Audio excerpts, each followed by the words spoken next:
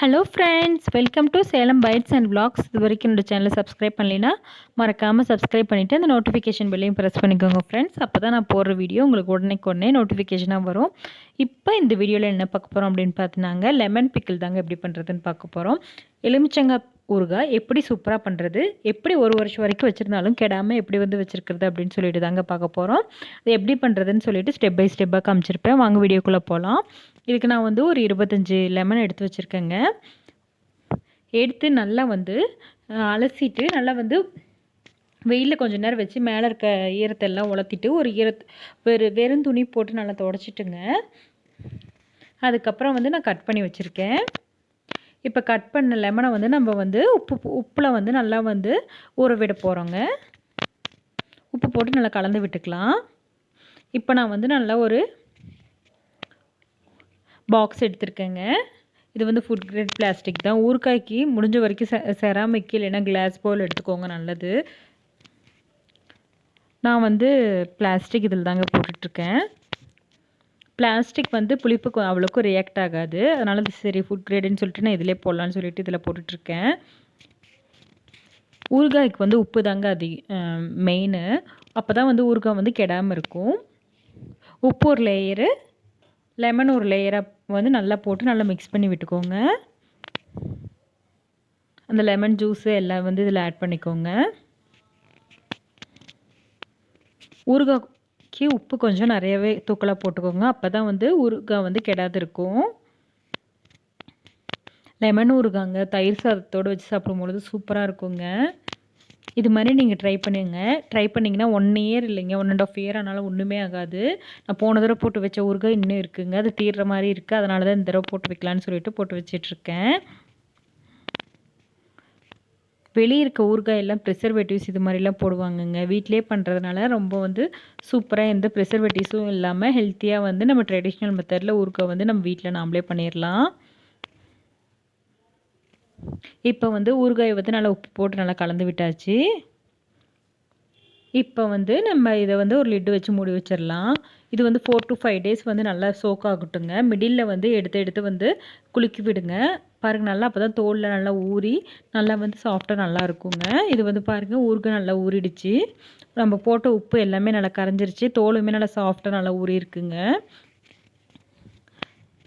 இப்போ இந்த ஸ்டேஜில் நம்ம ஊறுகாய் எப்படி தாளிக்கிறது அப்படின்னு பார்க்கலாங்க. இதுக்கு காரம் ஆட் பண்ணிக்கலாங்க. மிளகாத்தூள், இது வீட்டிலே அரைச்ச மிளகாத்தூள் தாங்க ஆட் பண்ணியிருக்கேன்.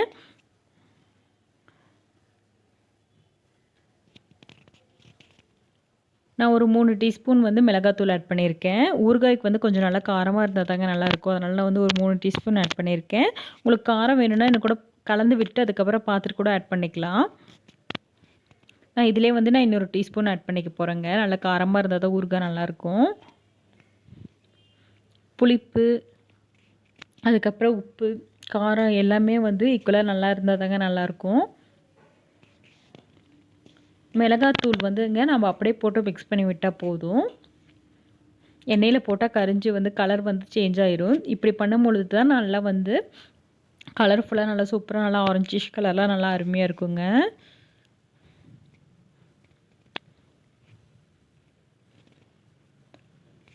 எல்லா சைடும் நல்லா ஊறுகாய் நல்லா மிளகாத்தூள் போட்டு நல்லா மிக்ஸ் பண்ணி விட்டுக்கோங்க.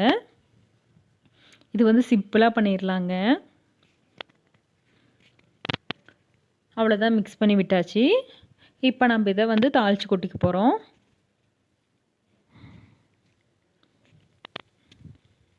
ஊறுகாய் கெடாமல் இருக்கணும்னாங்க நீங்கள் நல்லெண்ணெய் ஆட் பண்ணிக்கோங்க. நல்லெண்ணெய் ஆட் பண்ணிங்கன்னா தான் ஊறுகாய் ரொம்ப நாளைக்கு ரொம்ப கெடாமல் சூப்பராக இருக்குங்க. நான் நல்லெண்ணெய் தாங்க எடுத்திருக்கேன். இதுக்கு நான் ஒரு 1/4 லிட்டர் நல்லெண்ணெய் ஆட் பண்ணியிருக்கேங்க.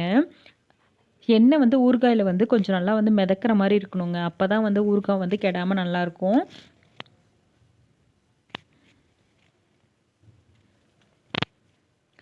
இதிலே நம்ம எண்ணெய் காயிட்டோன்னு சொல்லிட்டு கடுகு ஆட் பண்ணிக்கலாம். கடுகு ஒரு 1/2 டீஸ்பூன் ஆட் பண்ணியிருக்கேன்.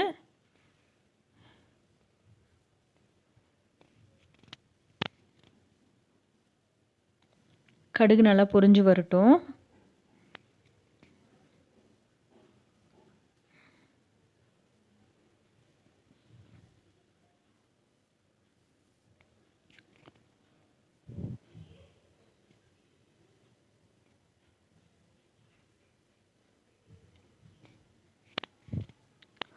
உங்களுக்கு வந்து கிரேவி வந்து இன்னும் நல்லா வந்து ஊறுகாயில வந்து நான் மசாலா நிறைய வேணும் அப்படின்னு பார்த்தீங்கன்னாங்க, கடுகு 2 டீஸ்பூனு, அதுக்கப்புறம் வந்து வெந்தயம் 2 டீஸ்பூன் வந்து நல்லா வந்து வெறும் வானல்ல நல்லா வறுத்து அந்த பவுடரும் ஆட் பண்ணிக்கிட்டிங்கன்னா, உங்களுக்கு வந்து அந்த கிரேவி நிறைய வருங்க. எனக்கு அதெல்லாம் வேண்டாம். நான் வந்து மைல்டா ட்ரெடிஷ்னல் மெத்தட்ல பண்ண போறேன் அப்படின்னு சொல்லிட்டு, நான் நார்மலா வந்து மிளகாத்தூள் மட்டும் தாங்க ஆட் பண்ணியிருக்கேன். இப்போ வந்து கடுகு நல்லா பொரிஞ்சிருச்சு. இந்த ஸ்டேஜில் நம்ம பெருங்காயம் ஆட் பண்ணிக்கலாங்க. ஊறுகாய்க்கு பெருங்காயம் ஆட் பண்ணும்பொழுது நல்லா வாசனை சூப்பராக இருக்கும், நல்லாயிருக்கும் டேஸ்ட்டு.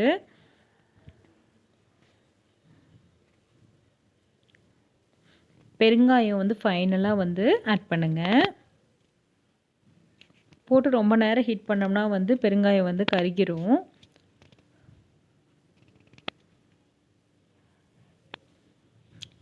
பெருங்காயம் போட்டு நல்லா கடுகு எல்லாம் வந்து நல்லா பொரிஞ்சதுக்கப்புறம் அடுப்பை ஆஃப் பண்ணிடுங்க. நல்லா வந்து ஊறுகாயில் நல்லா சூடு ஆறுனதுக்கப்புறம் தாங்க ஆட் பண்ண போகிறோம். பாருங்கள் நல்லா சூடு ஆறிடுச்சு.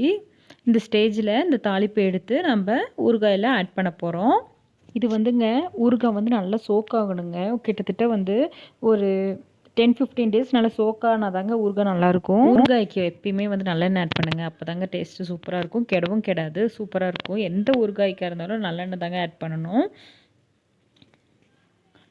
இப்போ வந்து போட்டு நல்லா வந்து மிக்ஸ் பண்ணி விட்டுக்கலாம்.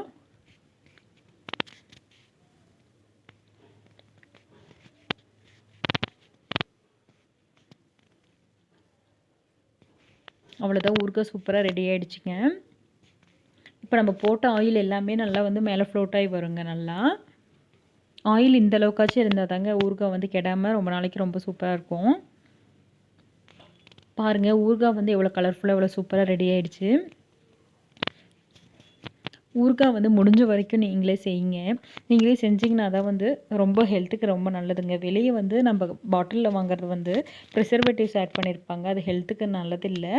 முடிஞ்ச வரைக்கும் வந்து ஊறுகாய் வந்து ரொம்ப சிம்பிளாக பண்ணிடலாங்க. ஒரு 10 லெமன் எடுத்துக்கிட்டிங்கன்னா கூட நீங்களே குயிக்காக பண்ணிடலாம். அது வந்து தயிர் சாதம் எல்லாத்தோடய சூப்பராக இருக்கும். இன்றைக்கி வந்துங்க லெமன் பிக்கல் எப்படி பண்ணுறதுன்னு பார்த்துருப்போம். உங்களுக்கு ரொம்ப பிடிச்சிருக்குன்னு நினைக்கிறேன். என்னோடய வீடியோ உங்களுக்கு பிடிச்சிருந்தா என்னோடய சேனலை ஷேர் பண்ணுங்கள், லைக் பண்ணுங்கள், சப்ஸ்கிரைப் பண்ணுங்கள் ஃப்ரெண்ட்ஸ். தேங்க்ஸ் ஃபார் வாட்சிங்.